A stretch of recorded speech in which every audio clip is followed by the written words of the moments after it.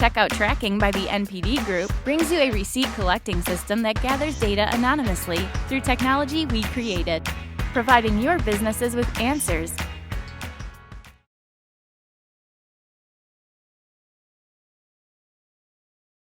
Okay, very good morning. I traveled the last 2 weeks through the Canadian Rockies.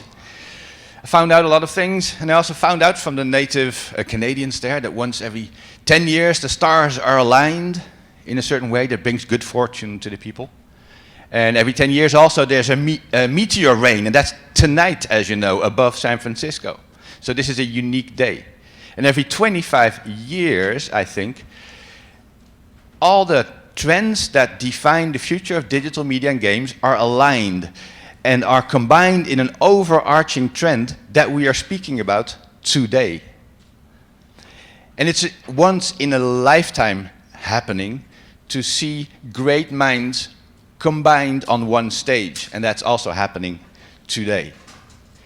And I'm going to invite these great people up one by one, starting off with a person that lives nearby. Everyone please welcome the man with the home court advantage, working just crawling distance from here. I know him as the man with the vision, the man who co-founded Twitch, sold Twitch, runs Twitch. This man is Twitch. Put your hands together for Twitch COO and co-founder, Kevin Lin.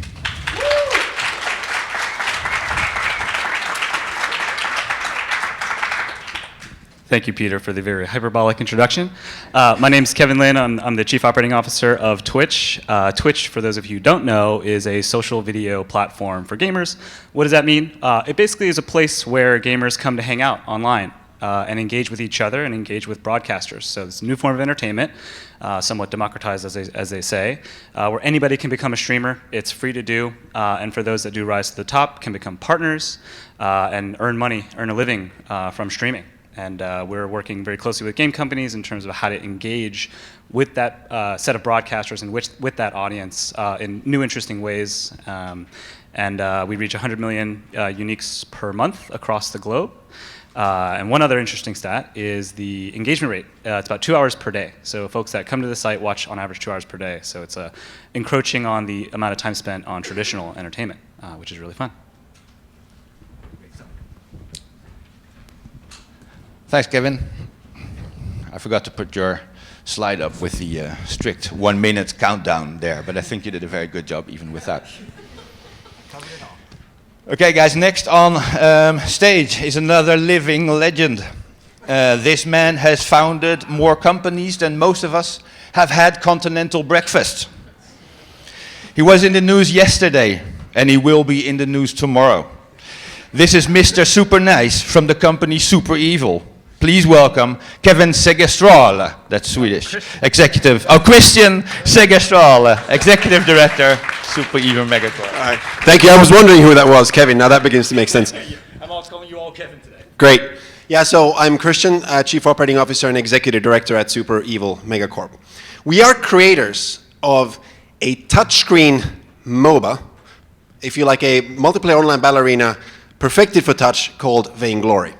Our vision as a company is that the kind of gaming experiences that we ourselves grew up with on PC and console, the kind of visceral experiences with friends that you just stay up all night playing together, is something that will no longer be confined to PCs and consoles in the future, because frankly there are not that many of them in the world. Instead, the billions of touchscreens out there will become the primary gaming platform also for core gamers, not just for casual gamers. So what we've been working on, Vainglory, is a title that we expect to be working on for years and years and decades to come. By May this year, we had about 1.5 million active players on iOS alone, who on average spent between 80 and 90 minutes playing the game. We've since have an explosion in competitive leagues out there. We are huge believers that it's not just about playing the game, but it's also about watching the game. In fact, more than 20% of our players regularly watch the game on Twitch, specifically, and also on YouTube and other streaming and VOD platforms. So we are still at the very beginnings of our journey. We announced yesterday that we'd raised an additional $26 million in capital. We also announced the International Premier League starting in Korea with a $70,000 prize pool. We've had North American, European, and Chinese teams of Vainglory all relocate to Korea to play together. But it's very much the start for us, and we're very excited about how the interaction of gameplay and watching other people play, and in particular the broader social phenomenon of esport, will grow and grow and grow over the coming years. Thank you. Thank you, Kristian. Next up, Fnatic. This is a story about Wouter. So to add even more power to this stellar once-in-a-lifetime panel, I'm very excited to introduce to you the man who ruled the online payment space at the time that we were still trading goods in the street. This is the man who works with the most popular esports athletes in the world, and all the way from London, UK. Please welcome Wouter Sleijffers, CEO of world's most popular esports team, Fnatic.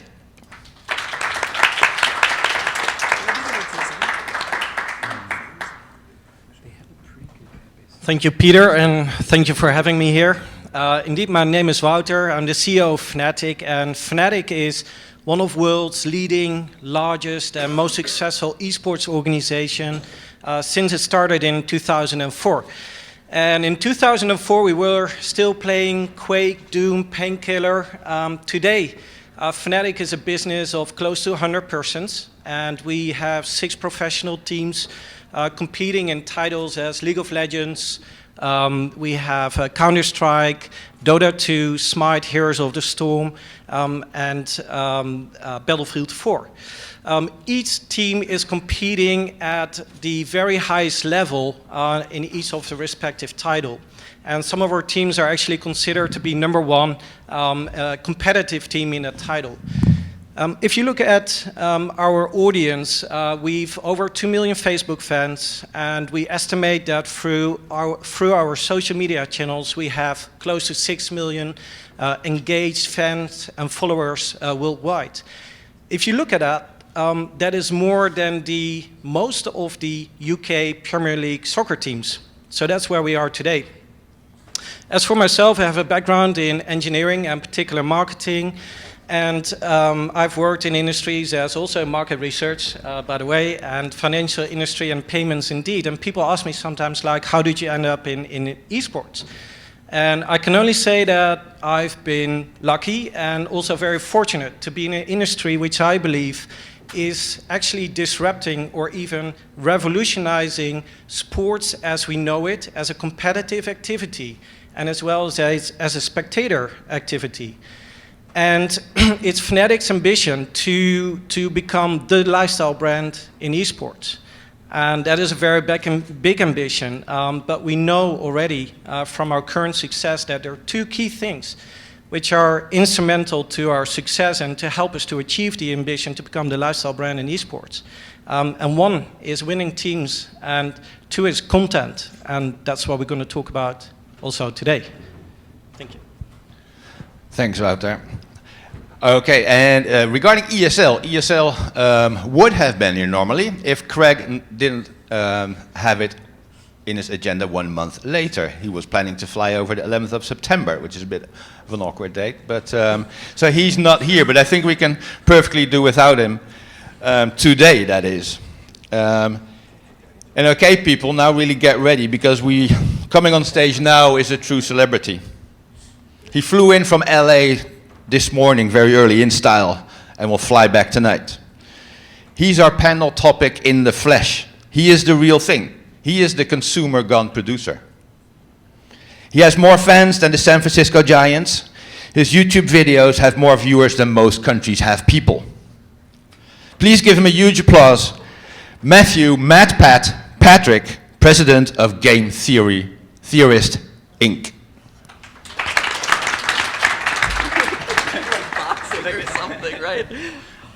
Thank you. When put that way, that's very flattering. Thanks. So I'm president. I'm Matthew Patrick, president of Theorist Inc. We are a digital media consultancy and also digital video production studio. Our owned and operated channels, the Game Theorist and the Film Theorist, currently have 6 million subscribers total, averaging about 40 million monthly views. So that's pretty stellar growth there. That we're frequently featured in the top 100 fastest growing channels on YouTube, which is really exciting. And we've been able to leverage the knowledge that we've gained through building up those properties to create a data-driven digital consultancy. We've consulted with over 100 top YouTube brands, as well as dozens of traditional advertisers and traditional brands, including video game companies, entertainment studios, movie studios, and the like. So as Peter said, we'll be talking about how producers and consumers kind of merge together, and I guess, like you said, that is me in the flesh, so hopefully we'll be able to bring some learnings your way this morning. Thanks, Matt. And for the next person on stage, I'm going to do this little trick. I know. There's a random lady in the audience. Oh, hello. To complete this once-in-a-lifetime panel, please welcome our quizmaster for today. This is the man who brought this team together and then escaped into the Canadian wilderness to mentally and physically prepare. This is the man whose passion for data and trends is only exceeded by his extreme love for good red wine. Please give it up for today's host and Newzoo CEO, Peter Warman!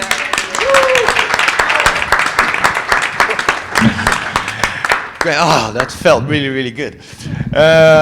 Okay, my minute of fame here is, well, we're known as a market research company. A lot of the companies here use our revenue projections, gamer projections on a high level, but it makes no sense to publish revenue projections if you don't have any idea about trends or have the guts to apply a different segmentation to the market to be able to move with the trends. And I hope that we're seen as a company that does that. We have a white paper out now, the consumer as producer as well. And I'm particularly proud when I look back at 2013 and everybody was talking about the next gen consoles. We put out a white paper called Power to the People. And it was all about esports and video, etc. And today we're actually talking about that topic. And meanwhile, we're seen as a leading source of esports data. And we will be launching a cool Casual Connect white paper with our friends from Casual Connect. Today, what we're talking about today is really, really big. Well, I've got more to say about that, I think, as an intro. But consumers now have the tools to participate and even earn money, producing content, publishing content, but they also have a need, and not only a desire, but a need to create and share. It's more than just a simple desire. And back in 2005, there were about 0.8% of people were called prosumers, and they could master the tools to create stuff. But nowadays, everybody is creating stuff. Everybody wants to create stuff, share stuff with the world. And it's pushing out the professionally developed advertising, content, and experiences that we were used to. And that's what we're talking about today. And this is a true revolution, and it could even jeopardize the term consumer. What does a consumer do? It takes in. But consumers nowadays create and share. So maybe at the end of this panel we'll have a new word for consumer. Wouldn't that be great? But let's see if that happens. Let's start. I'm going to push the button start. So there's three big topics. One is about the revolution. We'll talk about the future, and then try to see how concrete we can get for opportunities for all you here in the audience. And to start off about talking about how big this trend is, I woke up once in the night and I thought, I like Uber and UberX, the people that can just be a taxi driver the next day, Airbnb, crowdfunding, it's all consumer-driven stuff. Is actually the trend we're talking about today bigger than the esports and Twitch and streamers and YouTubers? Is it a bigger trend that we're experiencing here? And I would like to start on that big note. Kevin. Sure. First, I'd like to say that, show of hands, who wants to see the video montage of Peter's physical training in the Canadian wilderness?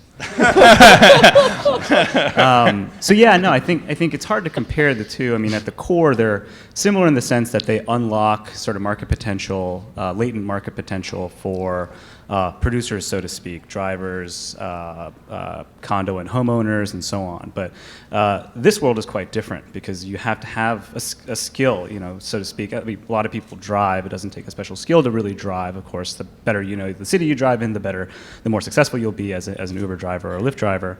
Airbnb, very much so. You just got to keep your place clean and make sure that people don't destroy it. in this world, it's entertainment, and you have to learn how to craft your own personality, your own persona online, and reach an audience and grow that audience, retain that audience, and figure out how to monetize that audience. But it's similar in the sense that it as I said earlier, sort of democratizes the space, in that anyone can now distribute literally to anyone in the globe, video on demand or live through many different platforms, many different monetization options. So it's a bit different in my mind. Yeah, and for example, Matt. Everybody wants to put the consumer in the driver's seat. You're sort of in the driver's seat. How big is this trend of power to the consumers? Well, I think it's, wow, they really made up for it being off earlier, didn't they? Yeah. No, I think it's a tremendous time that we live in right now. And in addition to kind of giving the power of monetization to people who didn't have it before, and who were kind of looking for something better than a 9-to-5 job to do, or something different, and the 9-to-5 job didn't work for them. The advent of monetization on YouTube, the ability to become an esports celebrity and earn money off of your video gaming, to be a cab driver and get paid for it without having to kind of go through the official avenues, things like that, has opened up so many more jobs. But one of the other things I think that this goes hand in hand with is authenticity, and an organic connection between people, and an organic passion for what they're doing. Now more than ever on YouTube, in the video gaming space especially, the people who are experiencing the most success are those who are able to foster an authentic connection with their audience. For people who have products, an authentic connection with the fans of their product. You're starting to see, a shift away as people are kind of sick of being sold to. They're tired of, hearing just kind of the commercial lines, the PR stuff that's being fed to them, and instead they're looking to connect with people who have honest things to say. You see that with League of Legends and kind of their Summoner Showcase, where the community is really on top. You see that with a lot of the top YouTubers who have created these like organic, thriving communities around the content that they produce. And so the brands that are truly going to succeed in kind of this new digital age are those who are willing to kind of step outside of the, corporate approved byline, and instead say, hey, we're passionate about the passion that you guys have, and we create video games because they're exciting, they're enjoyable to us, and let's celebrate that together and work on this together communally, rather than, from our like ivory towers. Yeah. Cool. That's a good perspective. And Kristian, you've been involved in a lot of companies over the years. How have you seen the responsibility that you give to consumers change over time, or how have you seen that trend evolve? No, so actually it's night and day, right? I mean, I actually really passionately agree with what was just being said. Today, and certainly what our approach is we actually spend almost nothing on what you would consider traditional advertising. All of our marketing money goes back into the community one way or the other. Like, even when we had our big launch event in July, like I think there was maybe 1 or 2 press present. There were 40 or 50 big YouTubers or Twitchers, because at the end of the day, like for us, what we try to do very carefully from the start is foster one-to-one relationships with our players directly, and with folks who have a following one way or the other. And for us, it's actually been equally important to grow our own celebrities inside of the game. In fact, like the newsfeed in the game is completely focused on pushing people to YouTube videos that some of our folks have created. And we actually don't care if they have 1 million followers today or not. If it's high quality content, we actually enjoy helping our players become superstars by pushing, effectively, tens of thousands, hundreds of thousands of clicks their way, because that way they become influencers in the community. And for us, like that sort of sharing, in some ways, it's sort of we share with the community the future direction of the game. We have some of our most powerful players are part of our public beta environment, where they get to check out the next patch beforehand. They get to feed us back all that stuff. So and we try to, everyone in the company has a Twitter account and hangs out on forums and hangs out on streams, because we want that, not just the company and the player, but individual, everyone knows who our hero balancing designer is in the game. Everybody, our community knows that. And that just, it increases that sense of transparency and just loyalty to what we are doing. We're all part of the same cause at the end of the day between us and the players. And that is completely night and day different to what it was like, say, building a game company like Glue, say 10, 15 years ago, when literally it was like a That was like, how do we get this game in front of the most audience, and how do we get the maximum downloads? Who actually downloads it? We have no idea, because we couldn't even have a connection to them. Today, it's like literally, like I, for example, run our company Twitter account, not because I'm the most prolific tweeter in the world, but I want to hear what our players think and what they say every day, and what their thoughts are, and I want to be able to respond in a smart smart fashion. And that's why YouTube, Twitter, Instagram, all those things are so important to us, as are frankly any other ways of speaking one-to-one to our players. Even to the point where the developers have a different color in the game, so that players know when they're playing with the developer and they can chat with them afterwards and actually talk about more feedback. I mean, we're in lots of ways we're still young. We're a new game where so we have millions of active players, but it's very much trying to do something entirely new, and we know we owe everything to the community, and we owe everything to making sure that the players and the influencers have the best experience.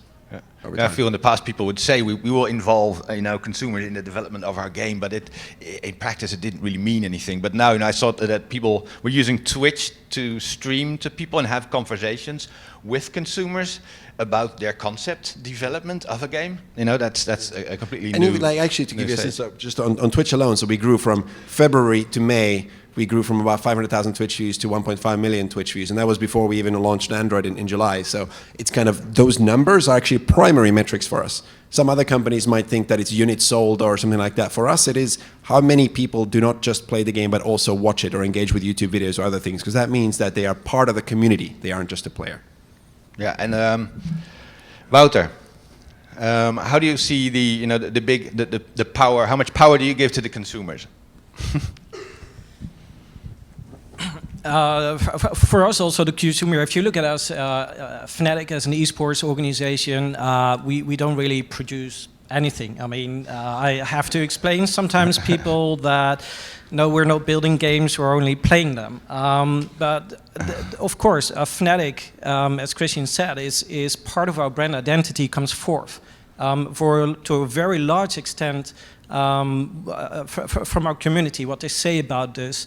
How they talk about this, and for us, important element of the brand and talking about the consumers, producers, also the things as fan art in esports.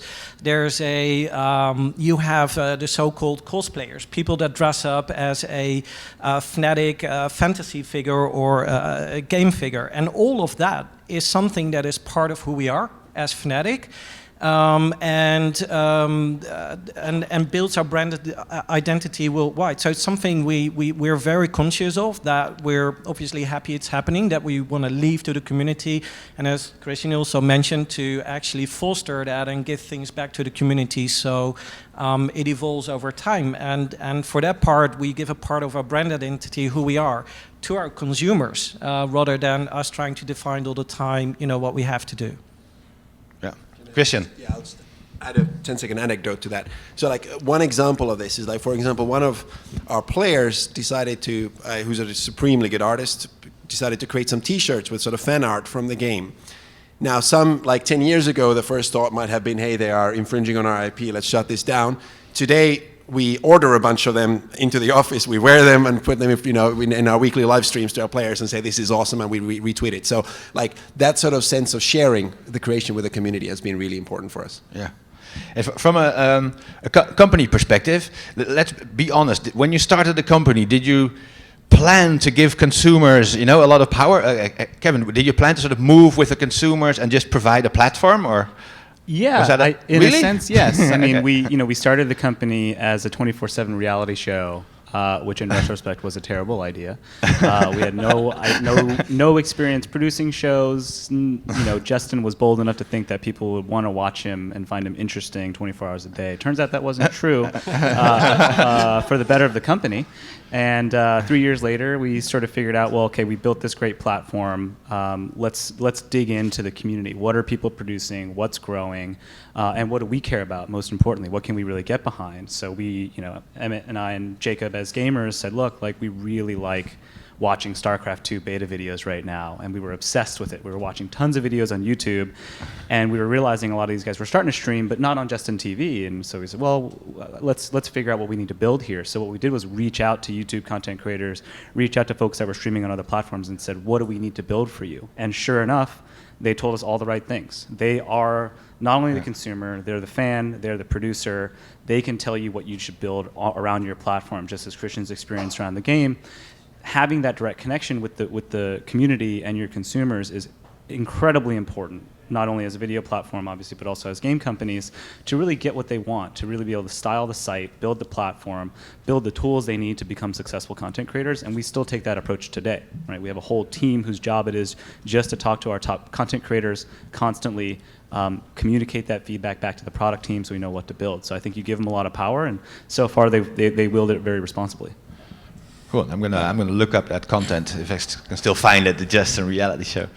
You wanted to add something? Yeah, Wouter? I'm coming a little bit back to your question also about Uber and so, and in a way, yes, it's a marketplace. There's supply and demand, and also my own experience is that yes, there are still people also who are surprised. There are actually people out there who love just to watch people playing games, not just playing them, but watch it.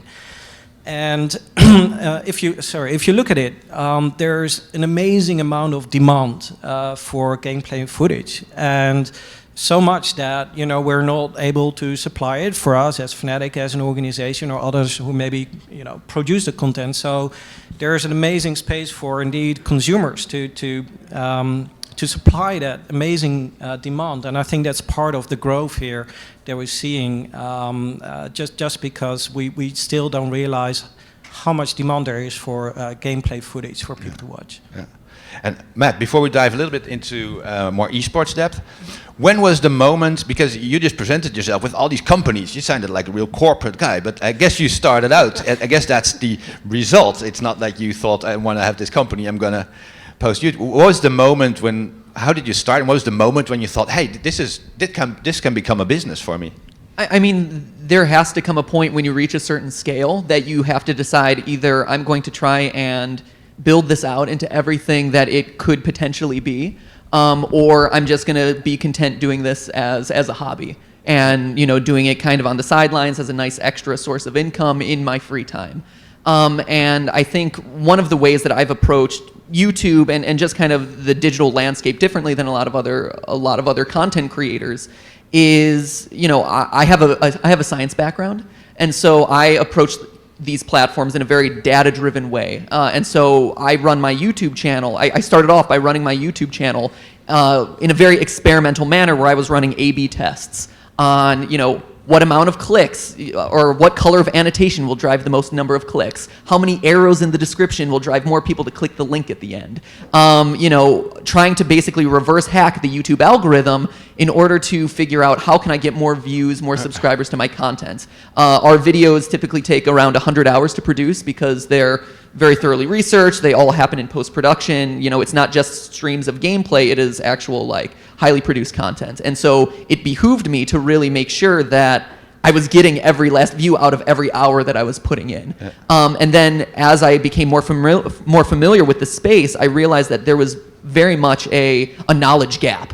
The digital landscape is a very difficult one to navigate, and is becoming more and more complicated by the day. I mean, YouTube was the platform, but now you have live streaming with Twitch, and then you have Facebook video becoming a thing, and now Periscope and Snapchat and Twitter video, and so there's just so many different social media, so many different social media platforms, so many different best practices. The return on your investment that you're getting into all those different places is going to vary widely, and it's going to greatly impact the number of people that you're reaching based on the platform that you choose and the content that you're creating. And so if I could position myself as a person to help both creators and brands looking to navigate this space, brands who don't have the time or energy or resources to be nimble enough to figure out the latest on Periscope, YouTube trends, the algorithm shifts, things like that, or creators who just don't have the time or mindset of here's all the analytics that these platforms are providing me, let me look at them and figure out how to hone my content accordingly.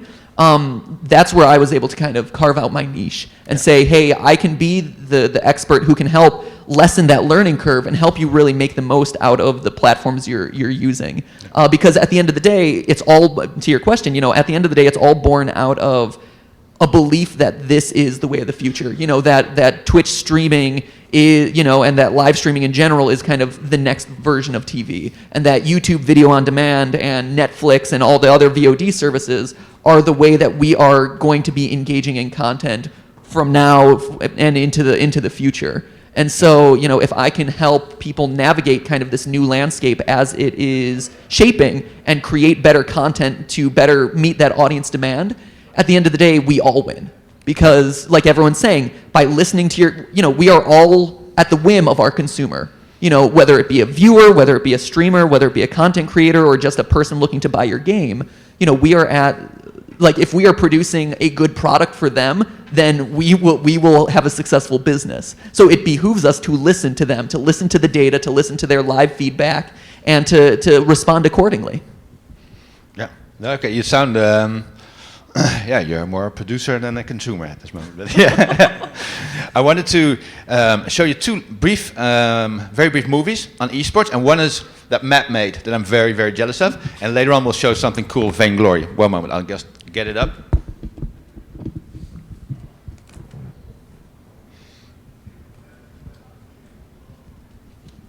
One of the concrete moments when I realized the power of the consumer was when my kids in Canada, in the rain, underneath a sheet of plastic, went to the single point of Wi-Fi in the whole village to see Mr. Fruit on YouTube.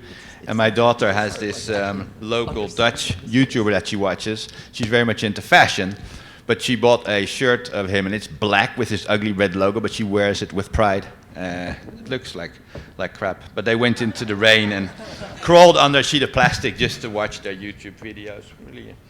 Really impressive. And the other thing was when I spoke to the Trivia Crack guys, if you know them, earning about 600,000 a day at that moment in January. Is that a game? No, it's a platform. It's a platform that allows consumers to put in content, to moderate it, to play around with. And that was another moment that I thought, hey, you can earn good money with facilitating creativity of consumers. Enough said about that. This is a video that Matt launched after I spoke to him the first time. It's about esports versus ESPN.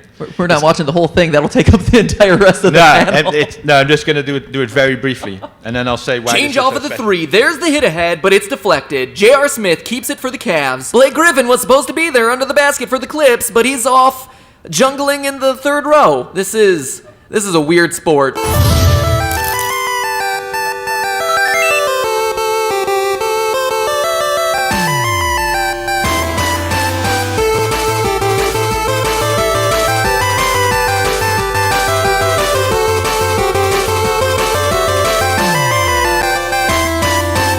Hello, Internet! Welcome to Game Theory, where we may or may not have had to Google the sports-related terminology used in our opening. But it was necessary because today we're talking about sports. No, wait, don't click off, come back. Seriously, there are video games here too, I swear. In fact, with this episode and a little bit of your tweeting power, it's my hope that we're gonna get gaming the respect that it deserves. You with me? Here's the situation. I'm sure all of us gamers by now are familiar with esports, yes? Competitive video gaming with tens of millions of fans and dollars in prize money up for grabs? No big news there, right? Well, last July, ESPN2...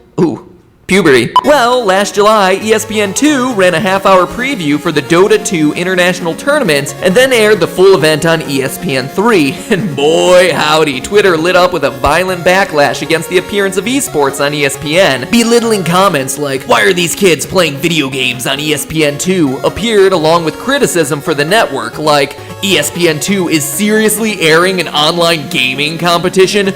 WTF, man. This is our society now. That is not a sport. Come on, son."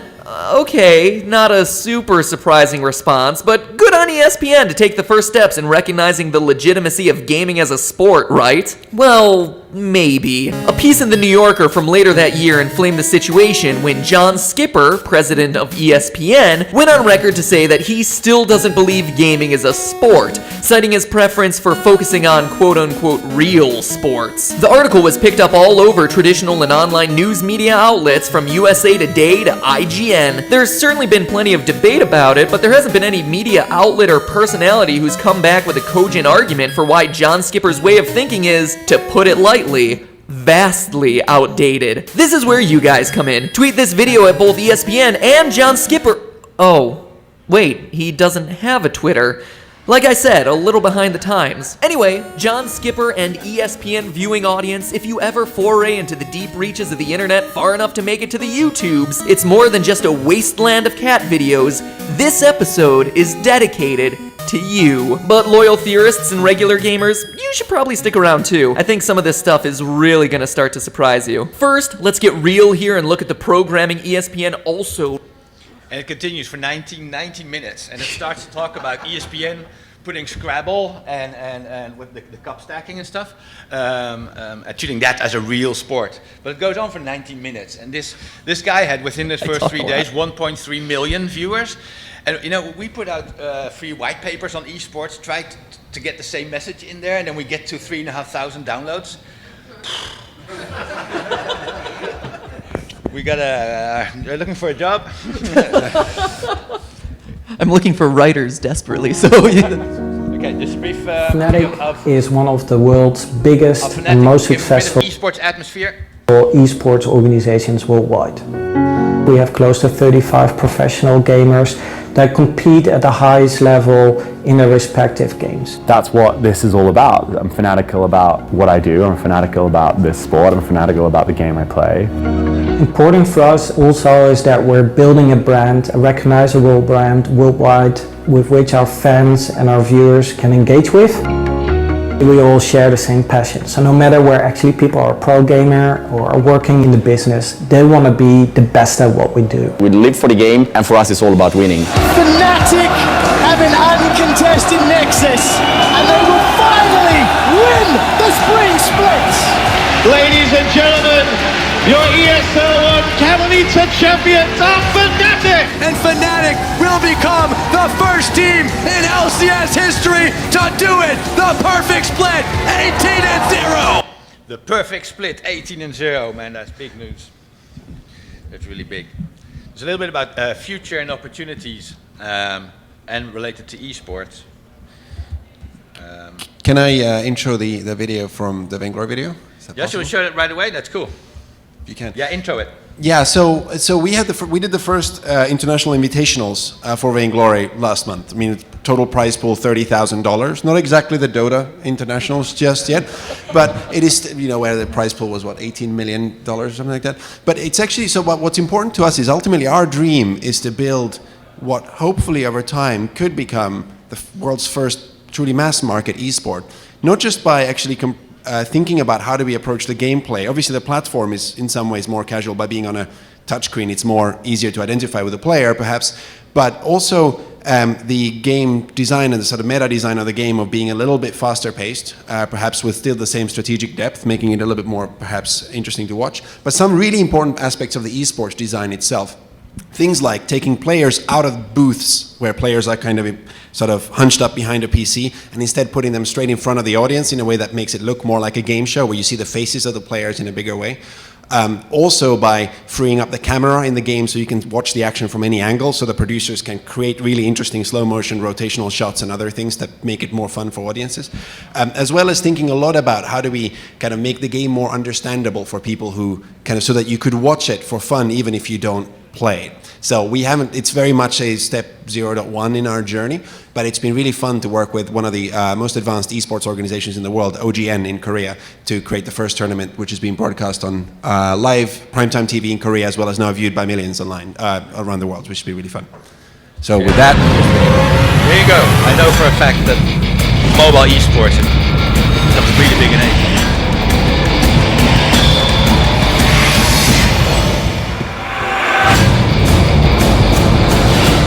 Vainglory World Invitational. Shave it up! Deciding that aspect.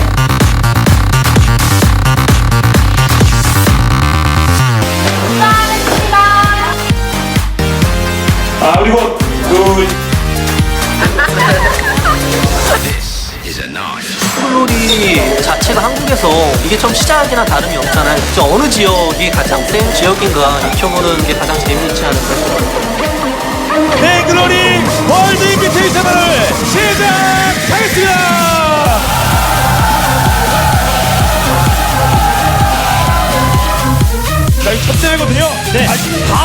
세계 대회가 시작해버렸습니다. 각 지역을 대표해서 모두 모여서 대회를 치르는 거 볼텐데 인비테이션은 처음입니다.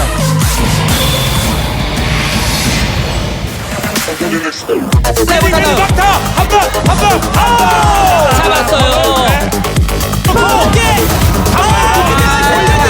궁극기 좋아요.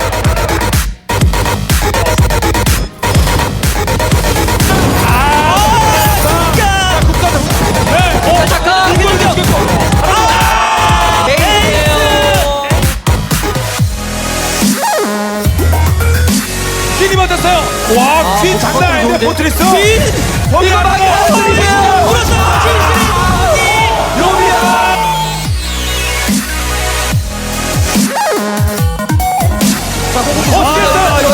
스트레스요. 자, 여기서 싸움 묶고 싸움이에요.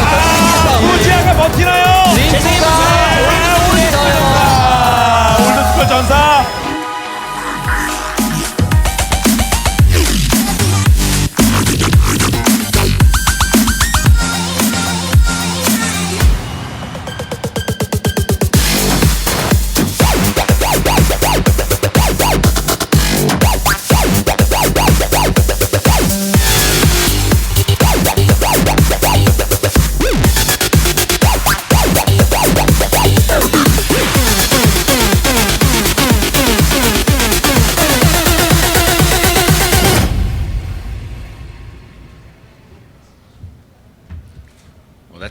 That's a game and a half.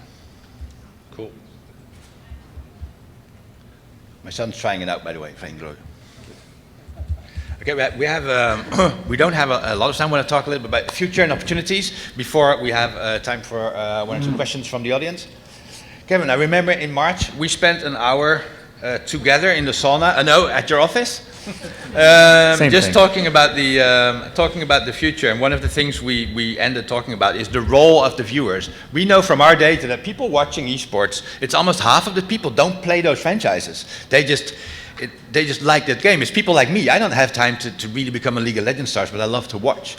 And you said, or we came to a conclusion, the role of the viewers, that might become more integrated with the gamers in future. How do you see future developments going? Definitely. I mean, at the core right now, the major responsibility of the viewers is to really support what's happening online, support the YouTubers, support the Twitch streamers, support anyone who's creating content online, share that with their friends, and really grow that.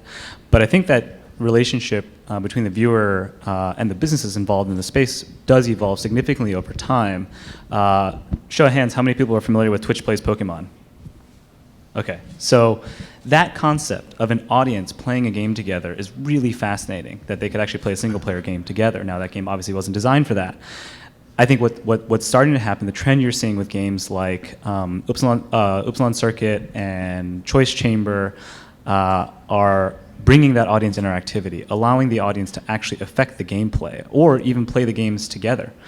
Which is a really fascinating and hard to understand concept, but it's very immersive. And I think you're going to see this trend where viewers start to do that, whether they're simply just transacting around the game or actually influencing the gameplay or actively playing it. You're going to see a lot of different trends coming in, where the viewers are now sort of producers in themselves, right? Where they can affect not only the gameplay, but the ensuing content that comes from that gameplay, which is going to be really, really cool, and definitely a trend to pay attention to. Yeah.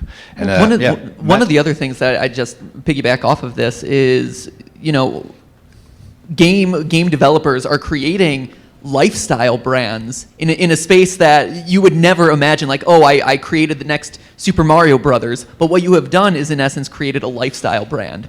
I don't know, I would hope that everyone in the audience is familiar with the Five Nights at Freddy's franchise.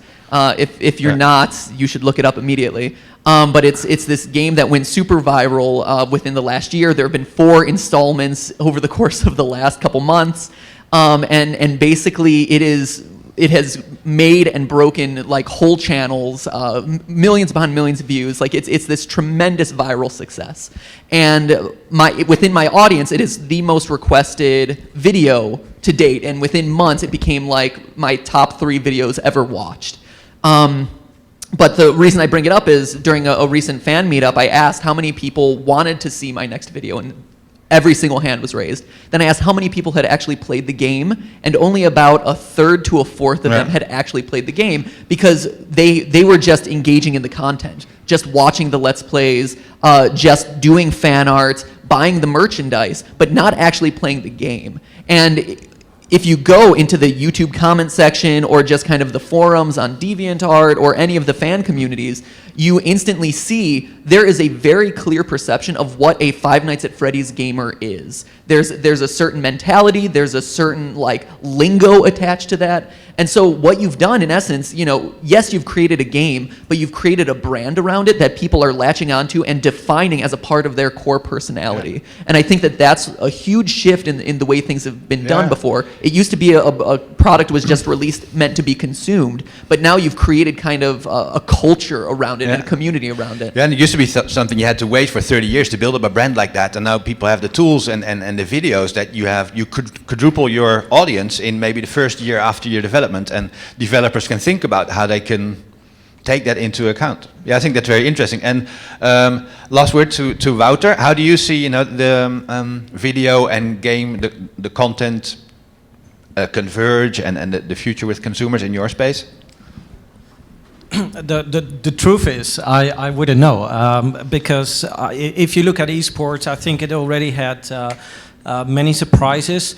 I see the competitive gaming as a hugely inspirational thing. It just opens up new opportunities for people that maybe thought they wouldn't do before. So for us, it's again comparing to traditional sports, and so there's something here that you can get really good at, and I think it's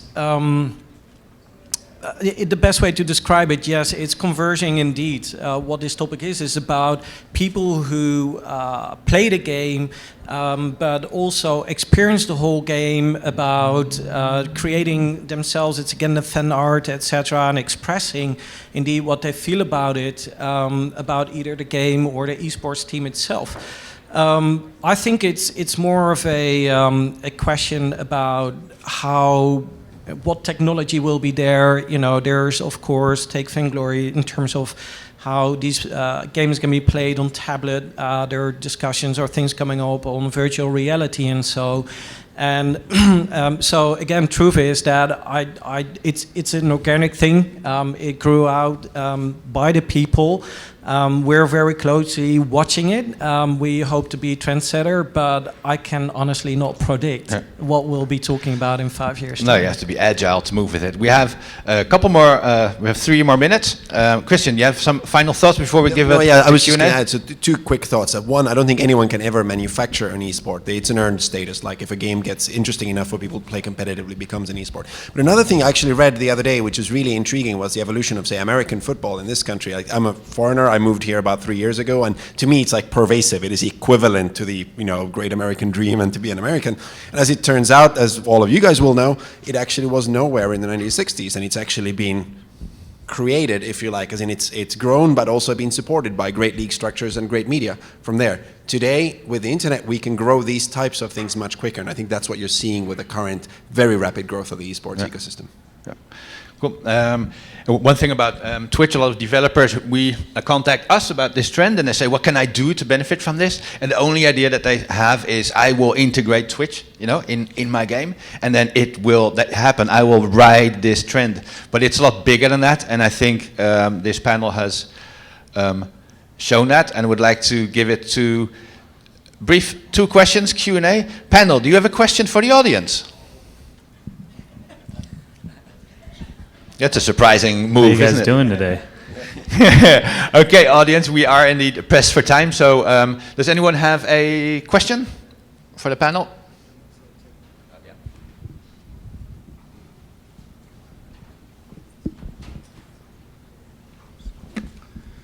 Hi. Looking at the backdrop behind the panel, the one thing that all those companies have in common is they all provide performance-driven data for app and game companies so they can run their businesses. So I was just hoping the panel could maybe talk really briefly about the opportunity you guys see for companies and games to leverage the power of social influencers to drive actual user acquisition on a performance-based level. it's a tremendous opportunity, and it's probably one of the fastest ways to get new eyeballs to your product. What I will say though, and this is one thing that we've had to consult a lot of brands on, is don't expect the influencer to know how to drive the maximum value to your product. So there are ways that I can structure, just to use an example from YouTube, there are ways that I can structure my call to action in a video where it'll get 0 clicks or it'll get tens of thousands, hundreds of thousands. And most YouTubers, or YouTubers, social influencers in general, they're very good at creating compelling content for their audience and speaking in an organic way to them, but they don't have a sense of what are the best practices to get people to click that link, to want to try that download, things like that. And so in a lot of cases, it behooves you as the brand to know specifically what you should be asking for in those influencer deals, so that way you're getting the max return on the investment that you're putting in.